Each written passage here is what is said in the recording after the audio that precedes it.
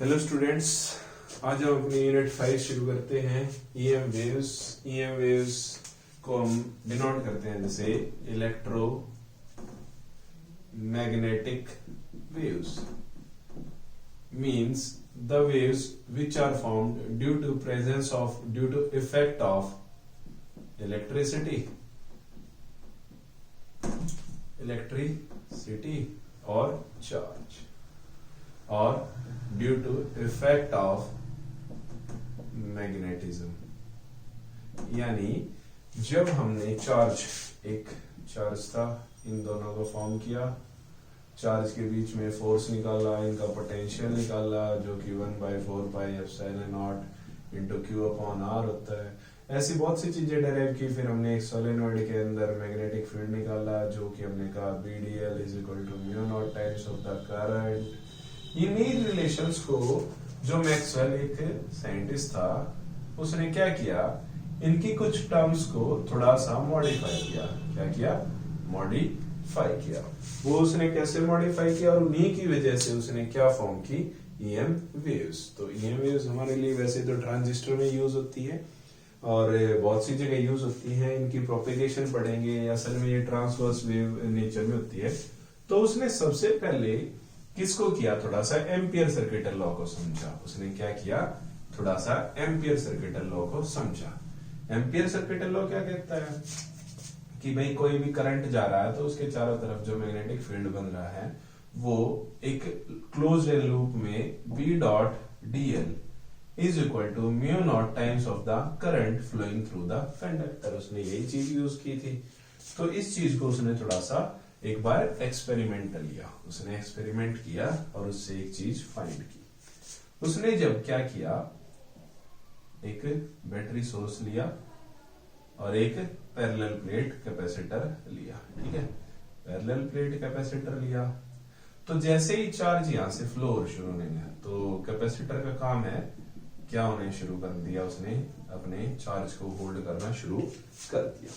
अब अभी तक हमने जब इलेक्ट्रोस्टैटिक्स में कैपेसिटर को पढ़ा था तो यही था कि हाँ, capacitor is a device which hold heavy charges for small time.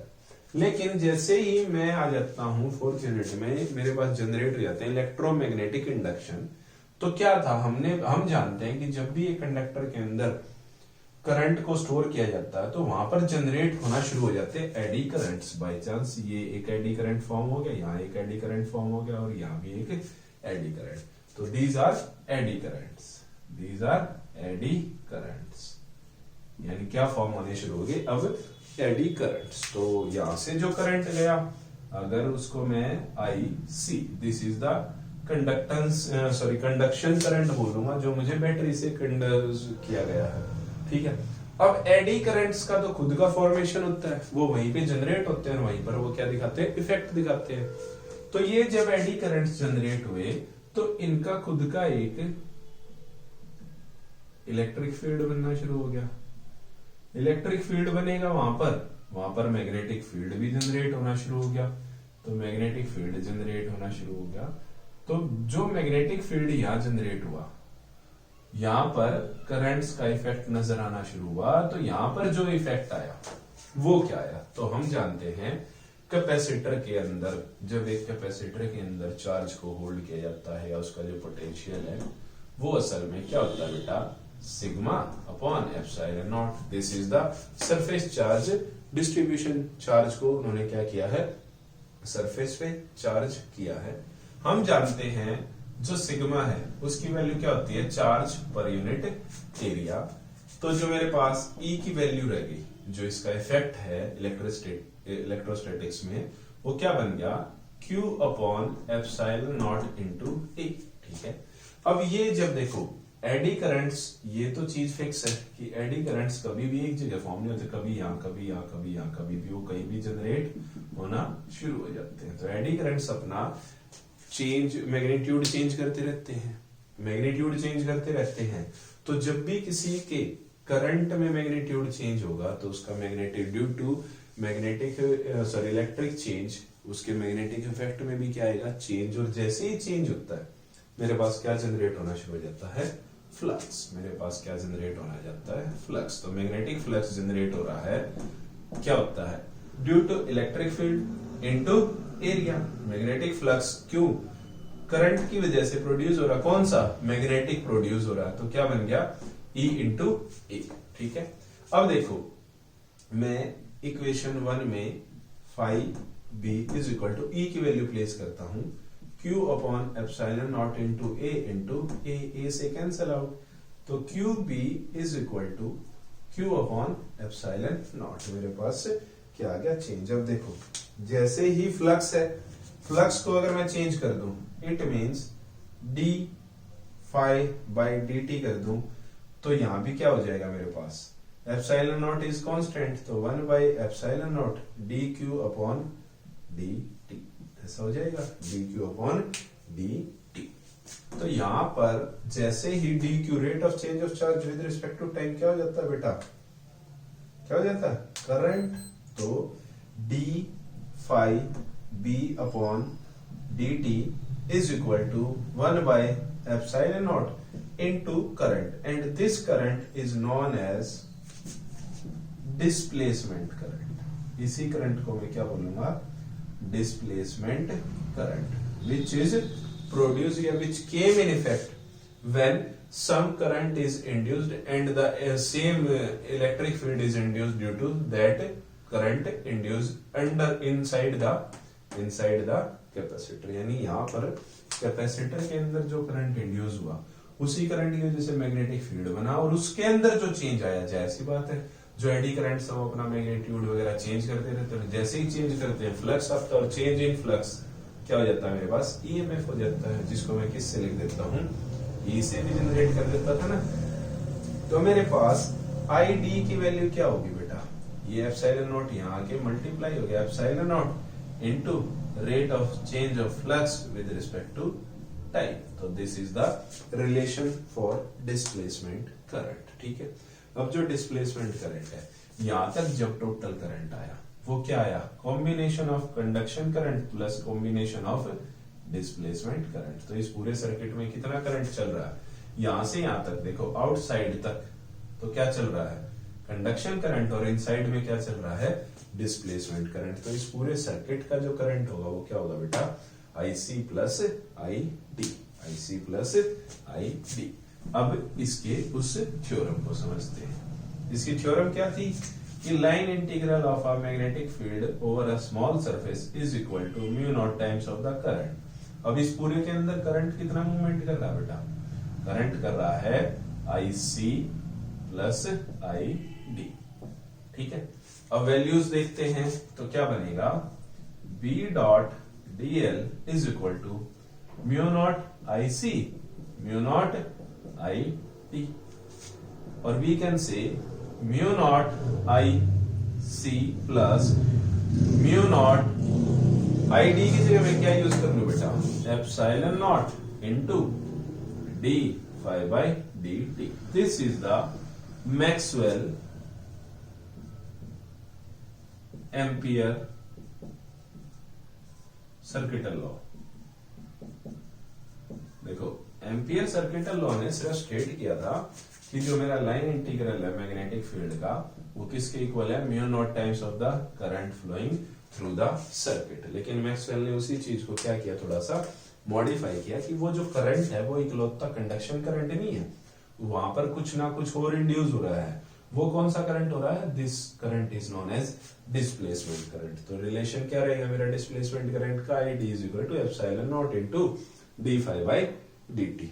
ठीक है, ये क्या थी? मैक्सवेल की एम्पियर सर्किटल लॉ। तो मैक्सवेल ने जब इस चीज को इंड्यूस किया कि डिस्प्लेसमेंट करंट क्या होता है, तो ऐसे किया। ठीक है, अगर डिस्प्लेसमेंट करंट फिर से रिपीट करना हो तो देखो एडी करंट अपनी पोजीशन चेंज करते रहते हैं, इसलिए उसका नाम क्या हो गया? डिस्प्लेस होते रहते हैं वो एक पॉइंट से दूसरी जगह, इसलिए उसको हमने क्या बोल दिया? Displacement current. ठीक है, अब मैक्सवेल ने 4 इक्वेशंस दी थी मुझे। क्या दी थी?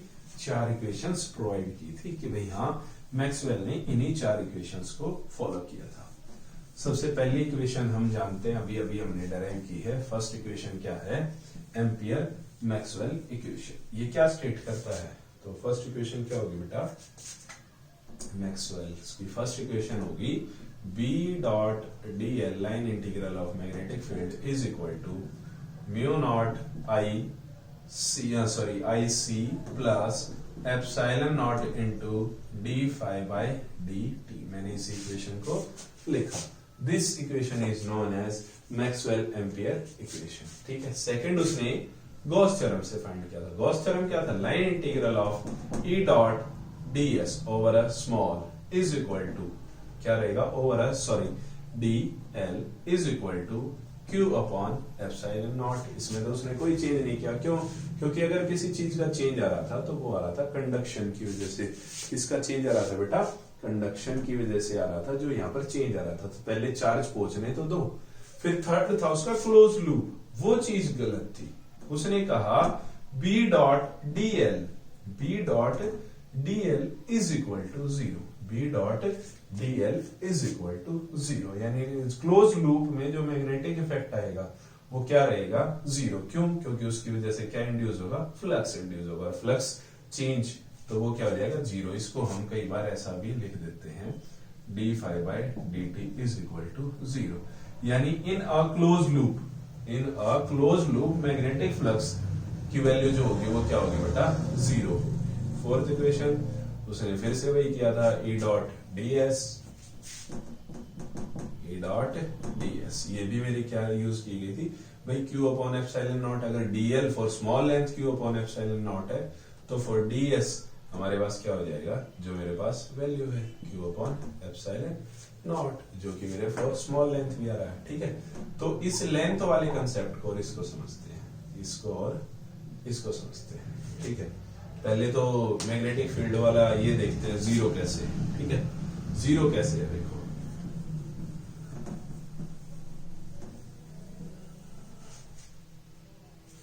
एक ग्राफ ले लिया मैंने। ठीक है। यहां पर चल रही है इलेक्ट्रिक फील्ड इंटेंसिटी और यहां पर है मैग्नेटिक फील्ड इंटेंसिटी। दोनों एक दूसरे के क्या है? परपेंडिकुलर है। जब भी मैं इसको B डॉट डी एल या B डॉट डी एस कर रहा था, उसको मैं क्या लिख रहा हूं? जीरो लिख रहा हूं। वो क्यों लिख रहा हूं बेटा? मैं इसलिए लिख रहा हूं कि दोनों के बीच में डॉट प्रोडक्ट आने का मतलब है कॉस थीटा। कॉस थीटा का मतलब क्या हो गया? जीरो। कॉस 90 कितना हो गया? जीरो। इसलिए मैं उसको क्या लिख रहा हूं? B dot D S is equal to zero. जबकि B dot D L is equal to mu not I C plus epsilon naught. ऐसे ही E डॉट डी एल मैंने क्या लिखा? Q upon epsilon naught. तो these are the Maxwell equations, जो कि बहुत सिंपल सी हैं। ऐसी कोई प्रॉब्लम है नहीं इनमें कि सर ऐसा नहीं है। अगर आपको नोट डाउन करनी है तो कहते हो तो मैं फिर से लिखता हूं। अब देखो बेटा, अब करते हैं EM वेव्स कैसे प्रोपेगेट करती है। Propagation of EM waves. असल में ये क्या होती हैं? ट्रांसवर्स वेव्स होती है, ट्रांसवर्स इन नेचर। ठीक है। तो इसको समझना बहुत ही आसान है। बाय चांस मैं this is for E not maximum electromagnetic waves, sorry electric wave. ठीक है। इसको मैं बोलूंगा मैग्नेटिक वेव्स। तो एक तो सबसे सिंपल है, अगर मैं E नॉट को ऐसे ड्रॉ कर रहा हूं, E नॉट किसके अलोंग जा रही है मेरी? ऐसे। B नॉट कैसे जा रही है? ऐसे। तो देखो, तो ये मेरा क्या हो गया? X is the direction. देखो, फ्लेमिंग्स लेफ्ट हैंड रूल ले लो, चाहे कोई भी रूल ले लो, कि जब दो फोर्स एक दूसरे के परपेंडिकुलर वर्क करेंगे तो रिजल्टेंट किस में होगा? तीसरी डायरेक्शन में होगा। अगर ऐसे नहीं समझते तो देखो, 90 डिग्री का डिफरेंस है, तो अगर I क्रॉस J करता हूं तो रिजल्टेंट मेरा किस में आएगा बेटा? K में आएगा। अब अगर ये मेरा I एक्सिस है, ये मेरा J है और ये मेरा क्या है? K है, तो J और K को क्रॉस करता हूं, क्रॉस प्रोडक्ट करता हूं। क्रॉस क्यों होगा? क्योंकि दोनों एक दूसरे क्या है? परपेंडिकुलर है। तो मेरा जो EM वेव्स की प्रोपेगेशन आएगी वो किस वेक्टर में आएगी? Along I vector. यानी जब इन दोनों EM वेव्स और इनको ऐड करूंगा तो मेरे पास जो रिजल्टेंट आएगा वो किस वे में आएगा? I के। तो I किसके अलोंग है? X एक्सिस के। यानी जब इलेक्ट्रिक फील्ड और मैं इलेक्ट्रिक फील्ड दो अलोंग Y एक्सिस काम करे मैग्नेटिक फील्ड जेड एक्सिस काम करे, तो जो ईएम वेव्स होगी वो कैसे प्रोपेगेट होगी बेटा, वो होगी हमारी अलोंग एक्स एक्सिस के, अलोंग एक्स एक्सिस के। ये मोस्ट इंपॉर्टेंट है कि भाई कोई भी क्वेश्चन में पूछा जाएगा ये कि ईएम वेव्स की डायरेक्शन बताओ, वो अभी क्वेश्चन के हिसाब से भी जाएगा। इसको बल्कि पूरे को इरेज ही कर देता हूं। अब देखो, तो this is E not, this is B not, ठीक है। वेव बनाते हैं, ठीक है, ये तो बन गई मेरी इलेक्ट्रिक वाली। अब बना लेता हूं मैग्नेटिक वाली।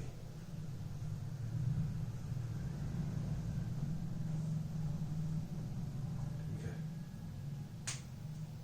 ये है मेरी इलेक्ट्रिक वाली। दोनों एक दूसरे क्या है, परपेंडिकुलर है, तो डायरेक्शन जो आ रही है वो क्या आ रही है, एक्स डायरेक्शन में। तो जो ईएम वेव्स है वो क्या करेगी, बाय चांस ये मेरे ये ब्लैक मैंने क्या बनाया, ई नॉट, ब्लैक मेरा क्या है ई नॉट, और रेड मेरा क्या है, रेड कलर मेरा क्या था, बी नॉट। दोनों एक दूसरे के परपेंडिकुलर है। ये इसको इधर खींचना चाहती है इधर, तो वेव या तो इस डायरेक्शन में होगी या इस डायरेक्शन में, इन दोनों के क्या होगी, परपेंडिकुलर। अगर ऐसे हो जाएगा तो भी परपेंडिकुलर, ऐसे हो जाएगा तो भी वेव ऐसे होगी। जैसे मेरा ये हाथ है ऐसे, तो मैं चलूंगा आगे या पीछे, तो ईएम वेव्स मेरी क्या होंगी, एक्स एक्सिस के अलॉन्ग। इसको रिप्रेजेंट कैसे करते हैं, जैसे अगर मुझे इलेक्ट्रोमैग्नेटिक वेव्स करनी है अलॉन्ग, तो देखो दो वेव बनी, ई अलॉन्ग वाई एक्सिस, जो इलेक्ट्रिक फील्ड की वेव है, इलेक्ट्रिक वेव है, वो किसके अलॉन्ग है बेटा, वाई एक्सिस के। तो उससे क्या डिनोट किया मैंने, ई not into sine k x minus omega t, ठीक है।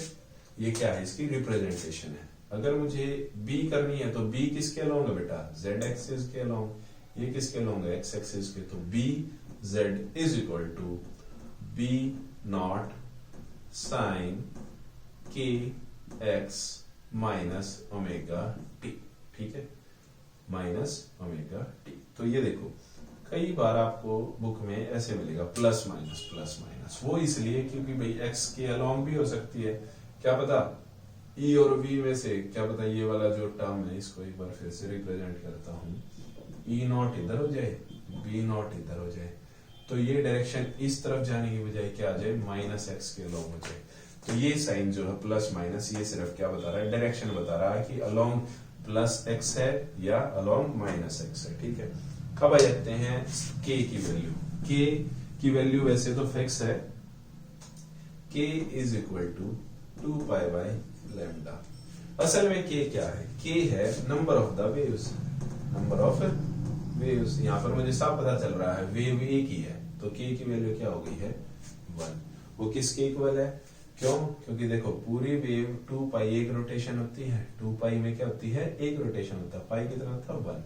तो 2 पाई जब एंगुलर फ्रीक्वेंसी से चलेगी तो वो कितनी चलेगी, 2 पाई। 2 पाई अगर उसमें उसकी वेव लेंथ की लेंथ l है, तो number of the waves by chance पूरी वेव की लेंथ है 100, और 2 पाई के उसके रोटेशन हो गए 3, तो मुझे साफ नहीं पता चल जाएगा 33.3 कुछ 1/33/3, यानी एक प्रॉपर सेकंड में मेरे पास कितनी वेव्स जनरेट होगी, 33.3।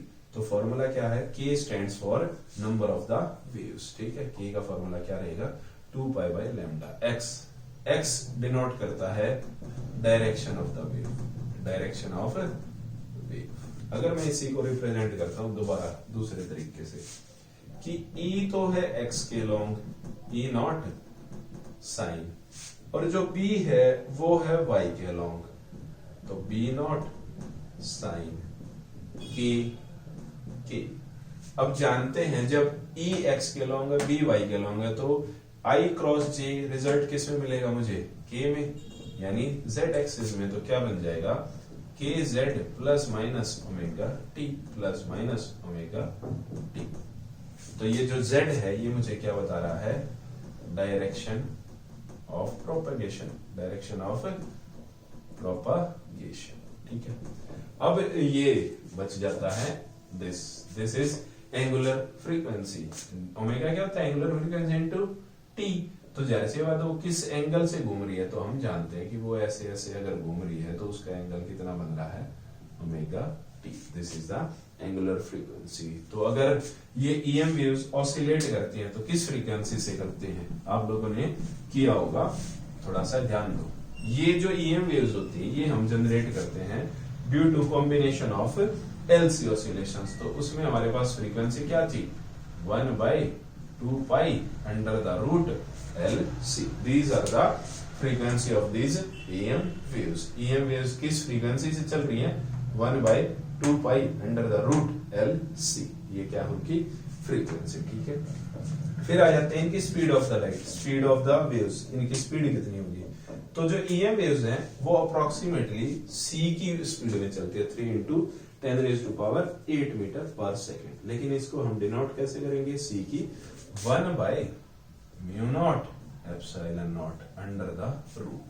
These are the speeds. अब जैसे ये तो किस में आ गया, in vacuum, in vacuum.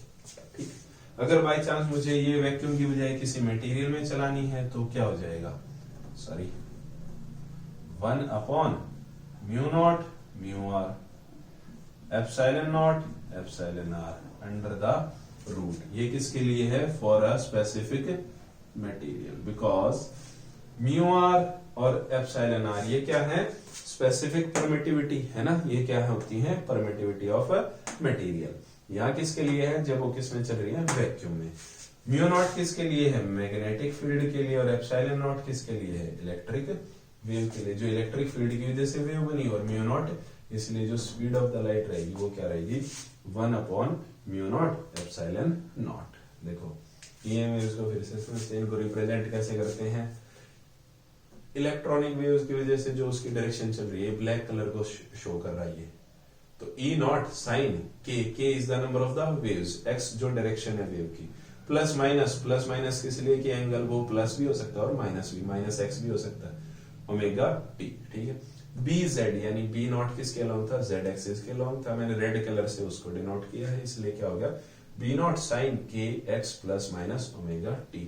Frequency of the waves क्या रहेगी, 1/2 pi under the root LC। Speed of the waves क्या रहेगी, 1/μ0 epsilon naught. μ0 is the constant for vacuum in magnetic field and epsilon naught is the constant for E0। अगर इस चीज की मुझे value निकालनी हो, μ0 एप्सिलॉन नॉट c की वैल्यू, अगर मुझे बाय चांस कहना है कि सर इसकी वैल्यू निकालो, तो ये अप्रोक्सीमेटली भी सेम ही आएगी, अप्रोक्सीमेटली भी 100% आएगी। देखो μ0/4 पाई की वैल्यू कितनी होती है बेटा, 10⁻⁻7। तो μ0 की वैल्यू क्या होगी, 4 पाई इंटू 10⁻⁻7।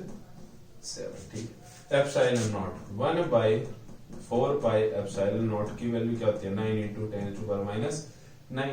तो एप्सिलॉन नॉट की वैल्यू क्या होगी, 1/4 पाई इंटू 9 इंटू 10⁻⁹, जो कि अप्रोक्सीमेटली जब मैं इनको मल्टीप्लाई डिवाइड करूंगा तो अप्रोक्सीमेटली मेरा आंसर भी यही आएगा, करके देख लेना आप। ठीक है, तो these are the speed, frequency and EM waves की प्रोपेगेशन। ठीक है, अब जो नेक्स्ट टॉपिक है, लास्ट टॉपिक है, थोड़ा सा आप लोगों के लिए, क्योंकि उसमें कुछ एक्सप्लेनेशन है नहीं ऐसी, लेकिन फिर भी उसका थोड़ा सा डायग्राम बनाना जरूरी होता है। वो होता है हमारी जो इलेक्ट्रोमैग्नेटिक वेव्स का स्पेक्ट्रम, EM वेव्स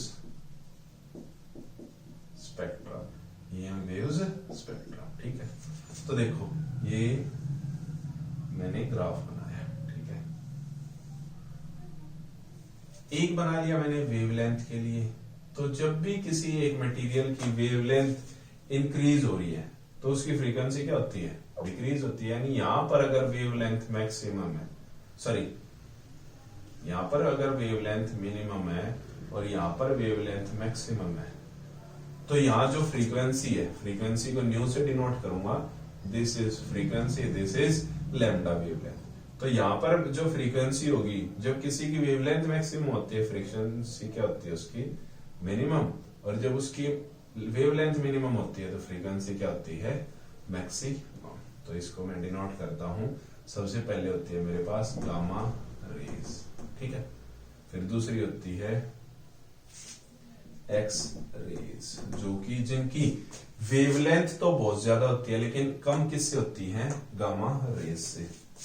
फिर होती हैं यूवी रेज, अल्ट्रावायलेट रेज, ठीक है, सॉरी यू अल्ट्रासाउंड या अल्ट्रासोनिक वेव्स। फिर आती हैं वी, विजिबल रेज, क्या होती हैं, विजिबल रेज। फिर रहेगी इंफ्रारेड रेज, इंफ्रारेड रेज, ठीक है। फिर आ जाती हैं माइक्रो रेज या माइक्रोवेव रेज, ठीक है। और लास्ट में मेरे पास बचती है जो हमारे पास क्या कहते हैं, रेडियो वेव्स।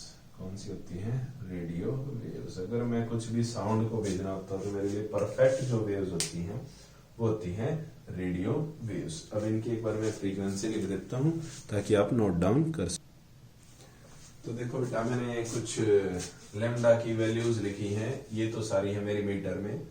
10⁻⁻14 से लेकर 10⁻⁻, देखो इंक्रीज होती जा रही है, तो बेस में जब पावर माइनस में हो तो जैसे जैसे डिक्रीज होती जाएगी वो इंक्रीज होगी।